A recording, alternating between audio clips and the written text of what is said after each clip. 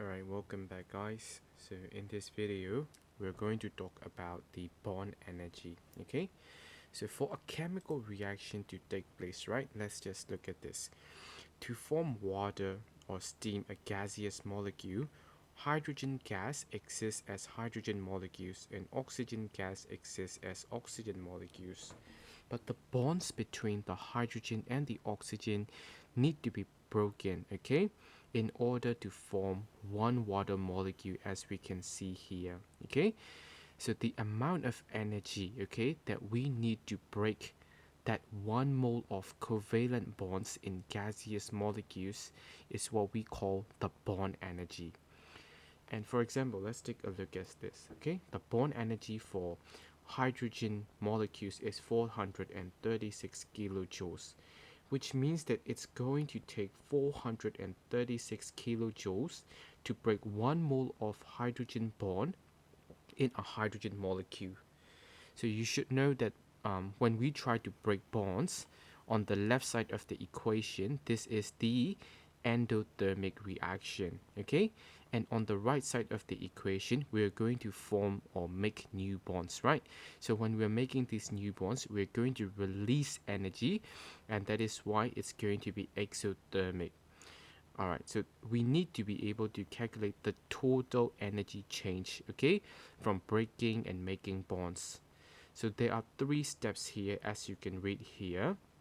The step 1 is to identify the bonds in reactants and products, okay.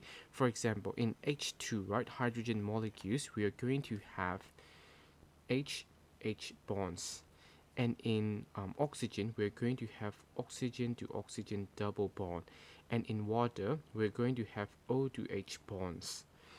And afterwards, we're going to use this bond energy here. This will be given to you in your exam, okay, to calculate the bond energy on both sides. And as your final step, you can either sum up the total energy, okay, or use this energy in minus energy out equation. You can select whichever one is working out for you. I'll only show this way, okay. So let's do some examples. Alright, so making and breaking bonds. Okay, so let's see, right? In hydrogen molecules, let's identify it first, okay? In hydrogen molecules, we have H2H. And in oxygen molecules, we have oxygen, double bond, oxygen. In water, we have OH, H. This is a water molecule, okay? So let's try to write down the bonds that need to be broken, which is the endothermic bonds, okay? So since we have a coefficient here, right, we write the coefficient here, and we write the bond that we need to break down, which is how much? H to H is 436, which gives us 872. Alright, and then we have one oxygen to oxygen double bond. This is simply 498. So the total endothermic reaction is going to be 872 plus 498. So we're going to get 1370. The unit is delta H, so it's kilojoules per mole. Now let's do the one for the product side, okay? Alright, since this is 2H2O, so this will be, the coefficient is 2. Now, how many OH bonds do we have? We have one here, and we have another here. So this will be 2 OH bond, meaning that it will be 4 OH bonds. So OH is how much? 464.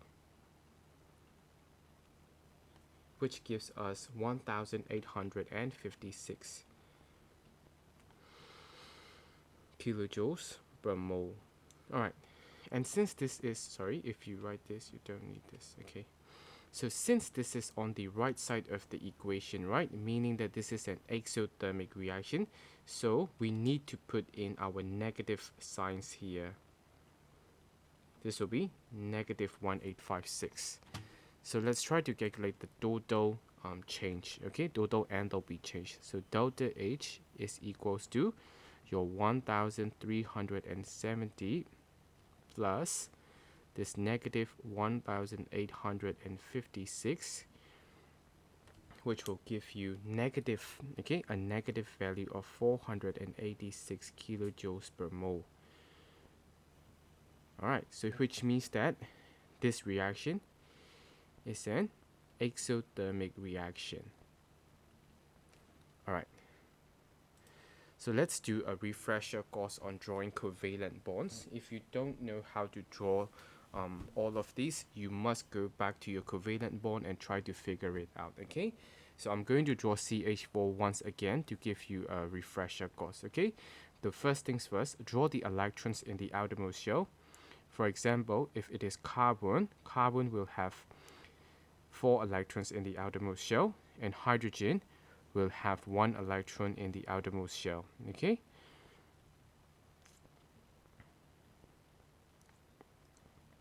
Alright, meaning that one pair of 2 shared electrons will form 1 covalent bond. So this will be 1 covalent bond, and similarly all the others will be like this. So meaning that in CH4 we actually have 4 C to H bonds, okay? So let's do one for carbon dioxide. So carbon has 4 electrons in the outermost shell, and oxygen has 6. 1, 2, 3, 4, 5, 6. Oxygen will have 1, 2, 3, 4, 5, 6. So you need to form as much covalent bond as you can, okay, to get 8 electrons in the outermost shell.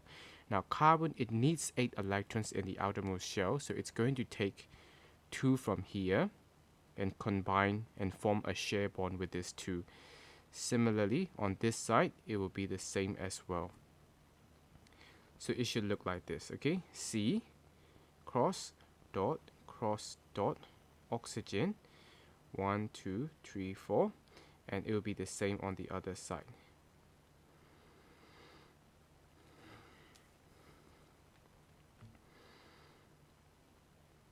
Alright, so from this one, we can get O double bond C double bond O, okay?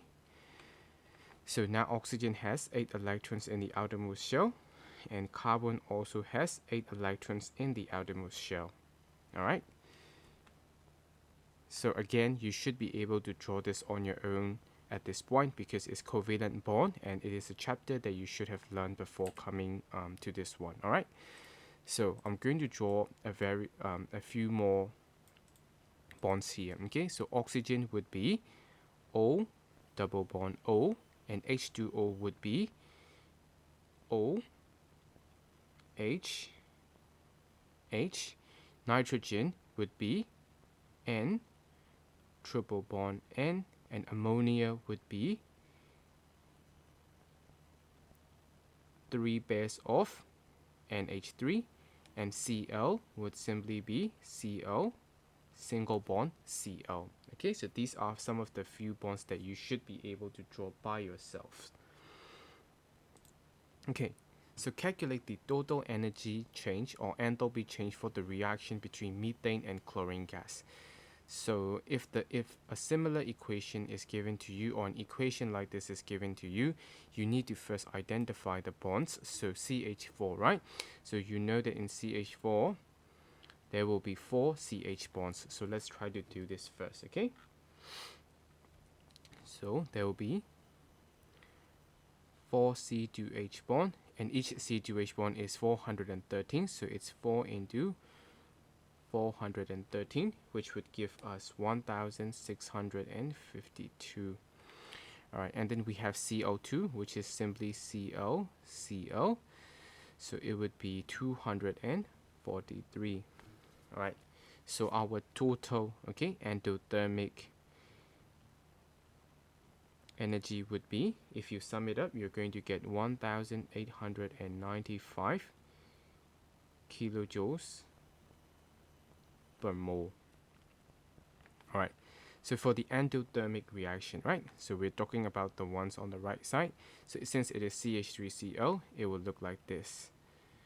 This is something that you would learn when after you have learned the organic chemistry, but these are very simple ones, okay? So you should be able to draw these. So we have, let's say, 3 C2H bonds, which means it's going to be 3 C2H bond, 3 into C2H is 413, which gives us negative 1234. Okay, and we have one C to Cl bond, so this would be C to Cl bond would be 346. All right, and for the HCl bond, there's only one of them. All right, so HCl bond is 432. All right, so your total exothermic energy would be, if you sum it all up, right, you should get, okay, I'm going to put negative sign here, negative 2017 kilojoules per mole. All right, so I'm going to erase this again here. Your delta H. So your total enthalpy change is 1895 plus negative 2017, which should give you negative 122 kilojoules per mole. Alright, okay, so you know that this is going to be an exothermic reaction.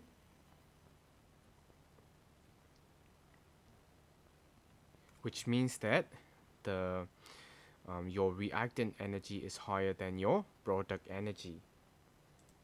Alright, so now we're going to draw the energy diagram for this one. Okay, so your y-axis is energy and your x-axis would be the progress of the reaction. Since this is an exothermic reaction, your reactant energy is going to be higher than your product energy. Okay, so I'm going to draw a line here. Okay, this is going to represent your reactant energy, and your product energy would be lower. So higher and lower really doesn't have to do anything with the numerical value here, like 1895, 2017, positive, negative. You don't really need to think about it, okay? If it is exothermic, your reactant energy will be higher and your product energy would be lower. Alright, so we're going to color this here. Alright, and then since this is a heat release, right, so this is exothermic, so negative 122. So since you release heat, you can draw an arrow here, and then let's write down what bonds are broken here. This is CH4 plus CO2 here, which gives you 1895 kilojoules per mole, while your product is CH3Cl plus HCl, and you get negative 2017 kilojoules per mole. Now this is your complete energy diagram. Okay, let's do another one. Calculate the total energy change or enthalpy change for the following reaction. So since this is NH3, we know that there will be 3 N2H bonds, but since the coefficient is 2, it will be 2 into 3 NH bond, which gives us 2 multiplied with 3 is 6, N2H is 391, which will give you 2,346 kilojoules. I'm sorry for this, but this one needs to this one needs to be done, so it's okay. Alright, so for exothermic, it's this two. So N to N, as I mentioned before, nitrogen bond is triple bond, so it's going to be 946.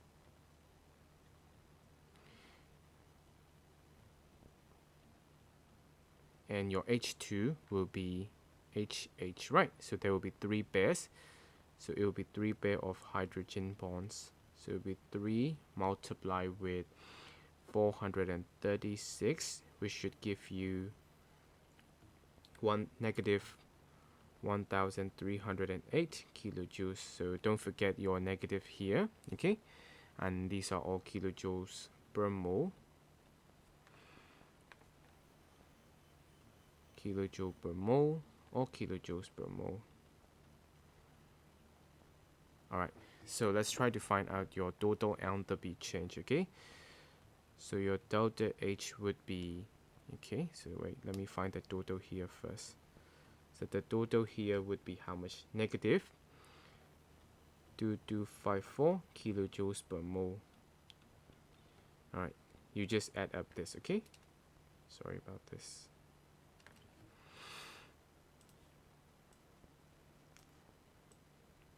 Okay. So your delta H would be 2346, okay, this one, plus negative 2254, which would give you positive 92 kilojoules per mole. Since this is a positive value, what does it mean? It means that it is an endothermic reaction. Alright, so that's why we're going to do this, okay? So let's try to draw the energy diagram for an endothermic reaction. So let's just copy this one first. Okay, so this time, since it is an endothermic reaction, your reactant energy will be lower and your product energy would be higher, okay? And how much energy do you need to break it? Do you need to absorb? You need to absorb 92. So this is 92 kilojoules per mole. Alright, and you're going to put ammonia here, and you will put nitrogen plus hydrogen here.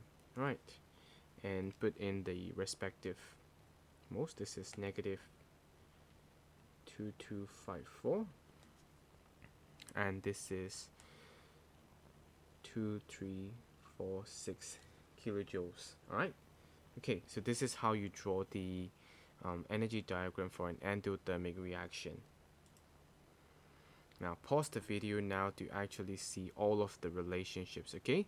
So in an exothermic reaction, the reactants will, the products will have less energy than the reactants, and that is why it is drawn at a lower point, okay? It doesn't depend on the numbers, okay?